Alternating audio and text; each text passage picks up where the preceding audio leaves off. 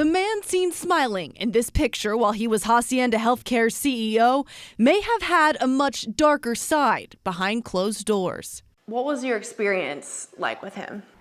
A nightmare. Prior to his recent resignation, Timmons didn't just run Hacienda. He also rented out homes and properties. One of his tenants included this woman, who has asked us not to show her face. He was a tyrant. He bullied us. He harassed us. I became afraid of him. I became very fearful. She says her horror began in April of last year when they began renting. She says when they were given the keys, the place was filthy, covered in mold. This is what we live in. And had a bad water leak. She and Timmons went back and forth over email about insurance, and that's when it got weird. This email said he would call her that evening, but instead... I come home from work and he's sitting on my couch with his hands behind his head and his feet up on the coffee table, just randomly in the house. I asked him, "What are you doing in here?" And he said, "Why are you so uptight?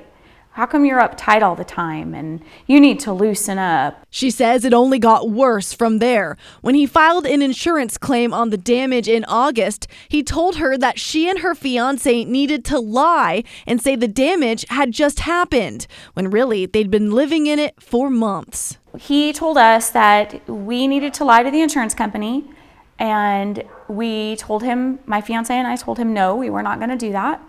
And he said that if you do not lie to the insurance company, that your life will become hell. I have connections, and it's not going to be good for you.